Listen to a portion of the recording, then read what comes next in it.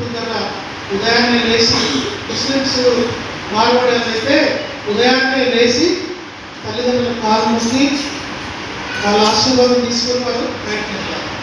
మనము క్రైస్తవ సాంప్రదాయం ప్రకారం వారిని విగ్రహాలుగా ఎంచుకోకూడదు, కానీ వారి దగ్గరికి వెళ్ళి వారిని మందలించి అమ్మ బాగున్నావా, నీకు ఆరోగ్యం మంచుకుందా, ఎటువంటి రాత్రి తిన్నావు అని మందలించి వారి చేతుల్లో సెకండ్ వేసి బయటికి వెళ్ళాలి. కాలు మొక్కడం అంటే విగ్రహాలను ఆరాధన చేసినట్టు కాబట్టి మనం ఎక్కడ కూడా ఎవరి కాళ్ళు మొక్కాల్సిన పని లేదు. దేవుడిని ఆరాధించే ప్రజలు కాళ్ళకు మొక్కటం అనేది అది ఒక పాత కాలపు ఆచారం, అది ఒక విగ్రహారాధనకు సమానం. కాబట్టి దేవుడి సన్నిధిలో ప్రార్థన పూర్వకంగా లేదా ఆమెతో ప్రార్థన చేయించుకొని అమ్మా నేను బయటకు వెళ్తున్నా నా కొరకు ప్రార్థన చేయి అని ఒక్క మాట తల్లిదండ్రులతో ప్రార్థన చేయించుకొని బయటికి వెళ్తే తల్లిదండ్రుల దీవెనలు కుమారుడికి ఆశీర్వాదకరంగా మారుతాయి.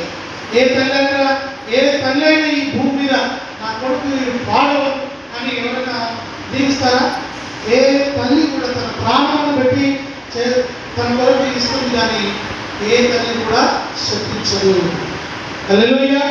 కాబట్టి తల్లిదండ్రుల దీవెనలు పొందుకునే రీతిలో మనము ఈ లోకంలో బ్రతకాలి.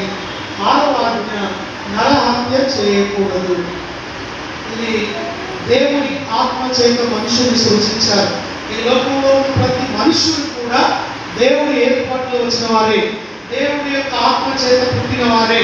కాకపోతే కొంతమంది దేవుడిని విడిచిపెట్టి తిరుగుతారు, కొంతమంది భక్తి లేని వారిగా తిరుగుతారు, కొంతమంది లోకంలో కలిసిపోతారు, కొంతమంది విగ్రహాలు ఉంటారు, రకరకాల ప్రజలుగా దొరుకుతారు. కానీ అందరినీ దేవుడు ఈ లోకంలో సృష్టించాడు. కాబట్టి ప్రతి మనిషిలో దేవుడి ఆత్మ ఉంది.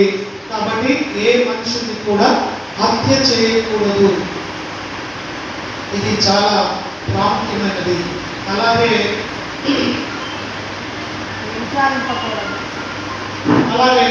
7వ ఆజ్ఞ 6 ఆజ్ఞలు కంప్లీట్ అయితే ఈ దేవుడైన యెహోవా నీవు తప్ప వేరొక దేవుడు లేడు. 2వ ఆజ్ఞ నీవు విగ్రహం చేయకూడదు.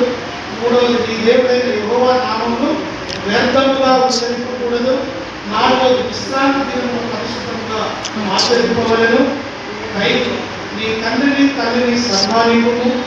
6వది నరహత్య చేయకూడదు. 7వది వ్యభిచరింపకూడదు. ఇది ఈ రోజు లోకంలో చాలా సహజమైనది. ఎక్కడ మనుషుల్లో భయభక్తులు కోల్పోతున్నారు. దేవుడి మాటకు లోబడలేక అనేక ప్రజలు ఈ సత్యాన్ని గుర్తించలేక వారి యొక్క వారి స్వతంత్ర భావాలతో బ్రతుకుతున్నారు. లోకంలో లోక సంబంధమైన జీవితంలో అనేక ప్రాంతాలు ఎక్కడ పడితే అక్కడ. అందుకే దేవుడి రాకడ సమీపమవుతున్నది. మనుషుల యొక్క ప్రభావము, మనుషుల యొక్క పదవి మారిపోయింది. మనుషుల యొక్క భక్తి విడిచిపెట్టారు. భక్తి లేక తిరుగుతున్నారు మనుషులు. దేవుని కట్టు విడిచిపెట్టినట్లుగా, దేవుని కట్టుబాట్లను విడిచిపెట్టిన వారుగా వారి ఇష్టానుసారంగా బ్రతుకుతున్నారు. కాబట్టి దేవుడి రాకడ సమీపం అవుతున్నది. దేవుడి సంగమా, ఇప్పటి వరకు కొంత ఇంకా కొద్దిగా అవకాశం ఉంది, కానీ ఇక ముందు తరాలైతే ఇంకా భయంకరమైనటువంటి ప్రజలు రాబోతున్నారు. కాబట్టి ఇంకా మరి ఘోరమైన పరిస్థితులు మనము చూడబోతున్నాం. కాబట్టి వ్యభిచరింపకూడదనే సత్యాన్ని గుర్తుపెట్టుకోవాలి. నీ పొరుగు వారి మీద అబద్ధ సాక్ష్యము పలుకరాదు. అనేక సందర్భాల్లో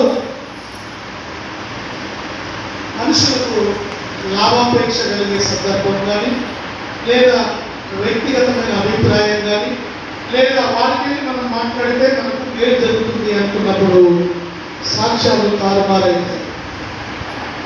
కోర్టులలో జడ్జి గారి దగ్గర సాక్ష్యం పలకడానికి పిలుస్తారు.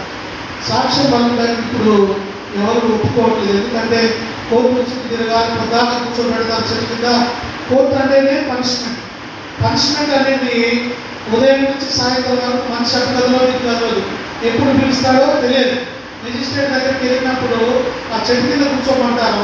లాయర్ ఏం చేస్తారని ఆడాలని కాబట్టి సాక్ష్యాలు ఎవరు ఒప్పుకోవట్లేదు. కానీ సాక్ష్యాలు చెప్పడానికి కొంతమంది ఒప్పుకుంటున్నారు. ఏంటి, నేను సాక్ష్యం చెప్తే నాకు ఇంత ఇవ్వాలి. ఎంత అక్కడ ఉన్న పరిస్థితిని బట్టి ఒక ఇద్దరి మధ్యలో గొడవ అయింది. ఆ ఇద్దరి మధ్యలో భూమి తగ్గాలి జరిగింది. ఈ భూమి ఫలానైందా అంటే నిజంగా నగేష్ గారిది భూమి. కానీ ఈ రాజేష్ పోయి ఏం చెప్తాడు, అసలు నగేష్కి సంబంధమే లేదండి, ఆ భూమిని మొత్తం ఫలానైందే, సీతారాం గారిది భూమి, నగేష్ కానే కాదు. ఆ నిజం అబద్ధం అయినప్పటికీ నిజం అబద్ధంగా చేసిన వ్యక్తికి లాభం ఆశించి అబద్ధపు సాక్ష్యాన్ని కలుగుతున్నారు. దేవుని సన్నిధిలో బ్రతుకుతున్న వారు ఎక్కడికి వెళ్ళినా ఒకటే మాట, మీకు దేవుడిలో ఉన్నవారు కాబట్టి అది ఎటువంటిదైనా సరే నిజము నిష్ఠూరం లాంటిది, నిజాన్ని నిజంగానే పలకాలి, అబద్ధ సాక్ష్యము చెప్పకూడదు. ఇలాగ ఉదాహరణలు చెప్పుకుంటూ పోతే చాలా ఉన్నాయి. మన ఇంటి పక్కన కోడి పెట్టిన కానించి మొదలు పెడితే ఉదయం లేచిన కానించి సాయంత్రం వరకు ఎన్నో సాక్ష్యాలు ఉంటాయి మన దగ్గర. అవునగా జుట్టు చుట్టూ పట్టుకొని పంచాయతీ పెట్టుకుంటారు. ఇద్దరు చిన్నప్పుడు మాకు అంటే పంపులు ఉండేవి, మున్సిపాలిటీ పంపులు ఉండేగా. ఆ పంపు దగ్గర ఫైటింగ్ అవుతూ ఉండేవి. ఆ పంపు దగ్గర ఎవరు కూడా ముందు అక్కడ పొద్దునే చీకటితో వేసి కుండలు వరుసగా లైన్లో పెట్టేవారు. పంపులు వచ్చే టైంకు ముందు కుండ ఎవరికి ముందు లైన్లో పెట్టుకుంటారు. ఈ కుండ ముందు అందరూ కూడా వచ్చి ఆ కుండను తీసి వెనక పెట్టి వాళ్ళ తెచ్చి ముందు పెడతారు. దానికి సాక్ష్యం పొందడానికి పక్కన ఇంటి పక్కన వాళ్ళు